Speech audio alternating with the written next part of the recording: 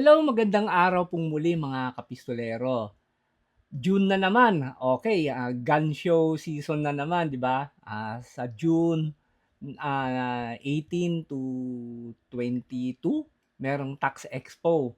Tapos pagdating ng July, meron na namang Defense and Sporting Arms Show, yung DSAS. Yun ay sa may ano naman siya, sa SMX, sa MOA. So, ito yung mga schedule niya, lalagay ko naman dito. And siyempre, pagka gun show, yung iba sa atin, lalo na yung mga newbies, ay doon sila nagsha-shopping. Doon sila namimili kung ano yung kanilang mga first firearm. So itong topic na to, actually na-discuss ko na to last year sa Tax Expo. And siyempre, hindi naman lahat nakapanood, nakapakinig ng aking presentation.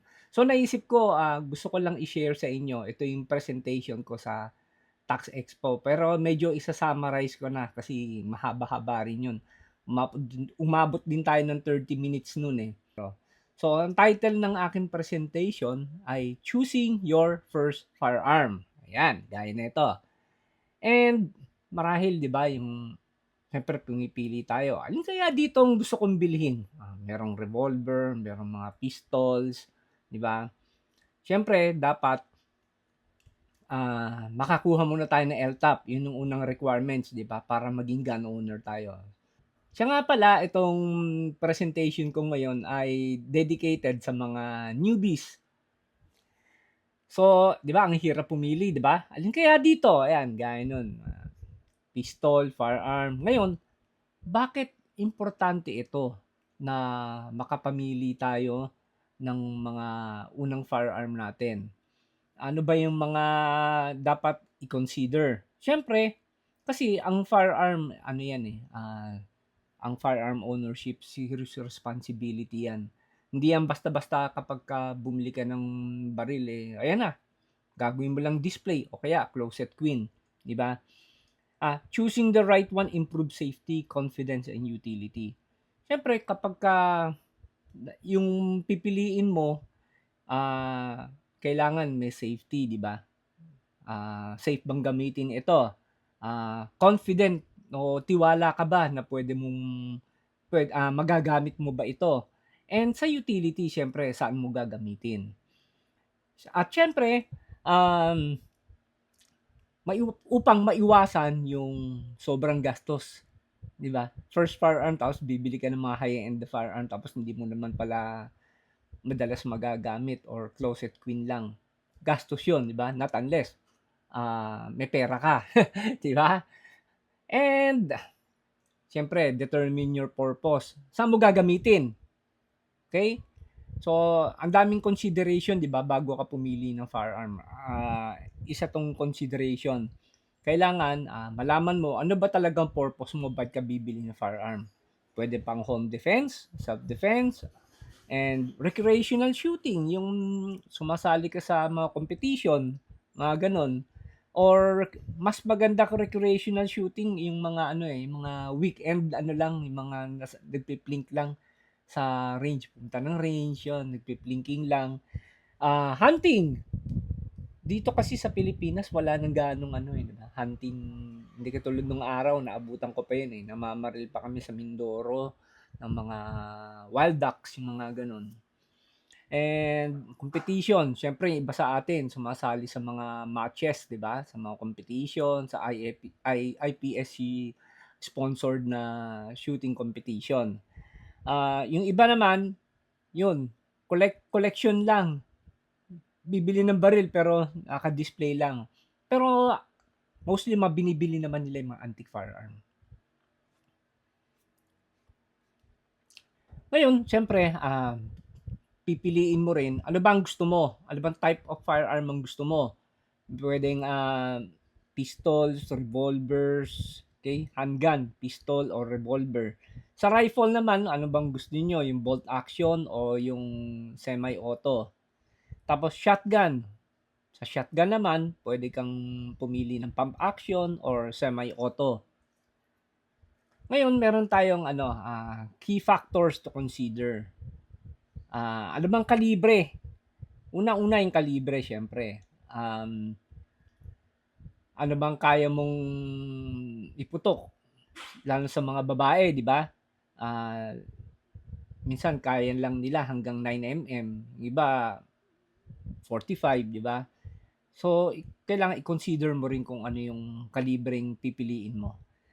Tapos, yung size and weight, yung size ng baril, ay halimbawa, 411 ka lang, tapos pipili ka ng ano, yung mga Desert Eagle, di ba? Ang lalaki nun. So, yun, dapat i-consider din yung size and weight.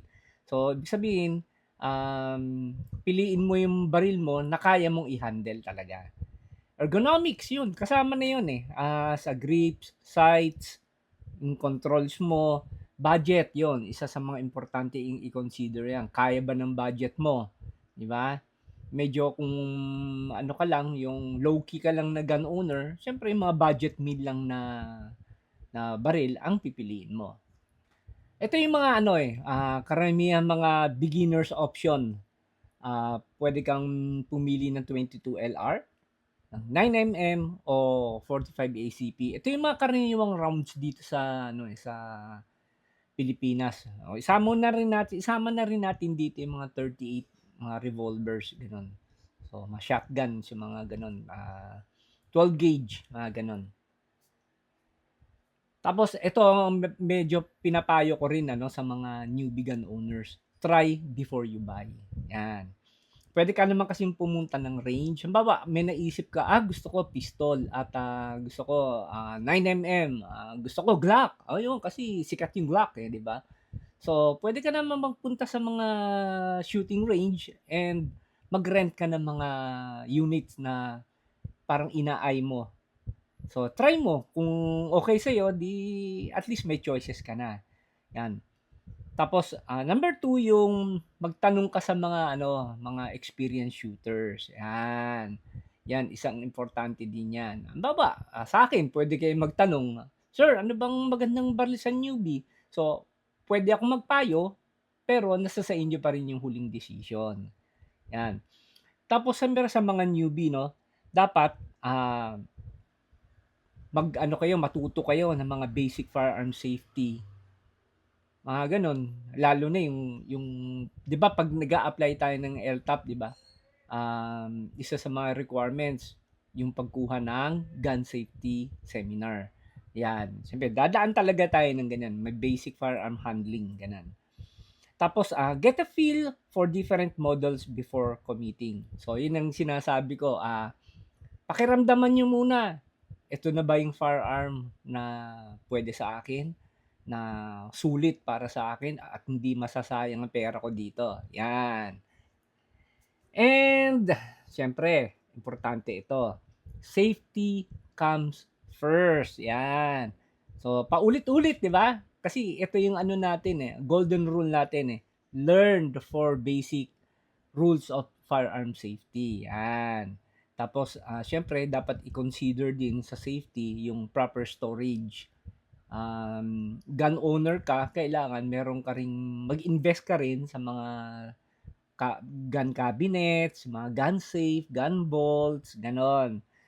And syempre, kailangan kumbaga sa gamot, 'di ba?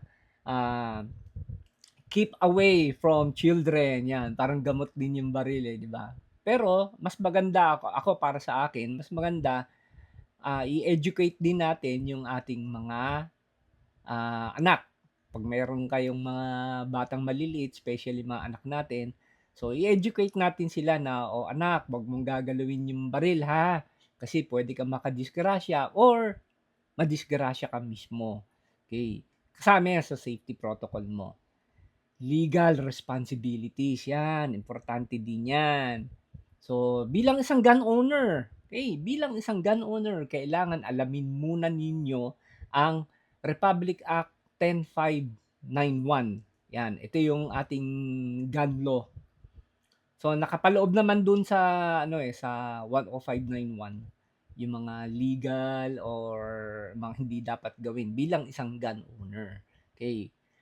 Wag kayong basta-basta naniniwala sa mga sabi-sabi ng mga kaibigan niyo at kumpare niyo na Puwedeng ganyan, puwedeng gano'n, tapos hindi niyo kino-consult dun sa batas. And speaking of batas, gusto ko i-recommend sa inyo na yung libro ni Doc Lawrence, yung Gun Law and Armed Defense. Ayan, ito, ayan. So, yung mga karaniwang tanong ninyo bilang isang gun owner, masasagot po nito. Very comprehensive ito at parang spoon feeding na nga 'to, eh. Basahin niyo 'to. Puwede namang inyong i-search kung ano yung mga karaniwang tanong ninyo, nasasagot po nito. And 'wag nating iwan na yung number 4, training is not optional. It is essential. Ayan. Ibig sabihin nun, bilang isang gun owner, kailangan mag-training ka. Okay? Hindi ito optional. Hindi ito sasabihin mo na, ay, gun owner ako, napapanood ko na sa mga movies, mga pelikula. Ganun yung paghawak ng baril. Hindi ganun. Kailangan mag-training ka.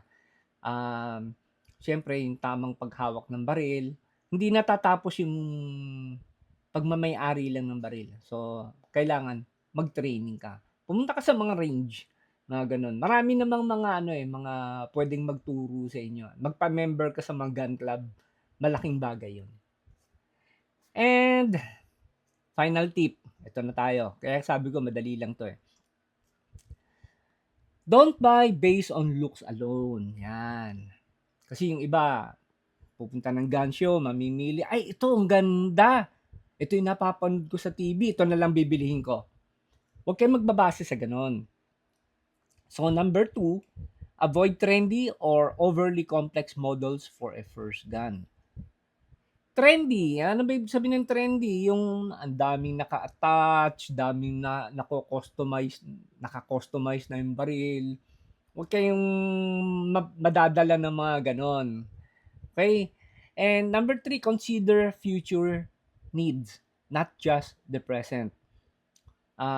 Sabihin nito, kailangan i-consider din ninyo yung baril ko ba tatagal. Tatagal ba ito ng mga 10 years, 5 years, ganon. Kasi baka mamaya makabili ka, ilang putok mo lang, wala na. Nagkalasan na yung mga ano, di ba? Sayang naman, tapon na. Kumbaga parang teka-teka. And number 4, respect the firearm. Importante ito. Respect the firearm. It's a tool, not a toy. Okay? Kasi yung iba, nagkakaroon na accidental firing, di ba? Kasi hindi nila nire-respeto yung firearm. Meaning respeto, wala yung gun safety, hindi sinusunod yung finger of the trigger, bago maglinis, nakasaksak pa yung magazine. And sabi nga nila, ang baril ay hindi laruan. Sabi nga ng isang famous na actor, ang aking idol, si FPJ, ang baril ay mabuting alipin, pero masamang Panginoon.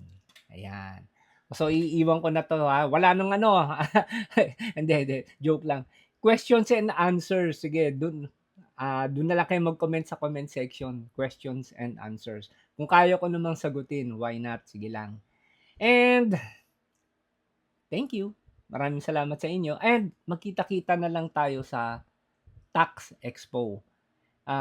Magiging ko doon, speaker sa June 19 sa Tax Expo Mega Mall, okay.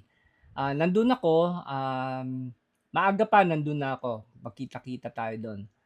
And siguro magpe-present ako 3:30 hanggang 4 o'clock ng hapon.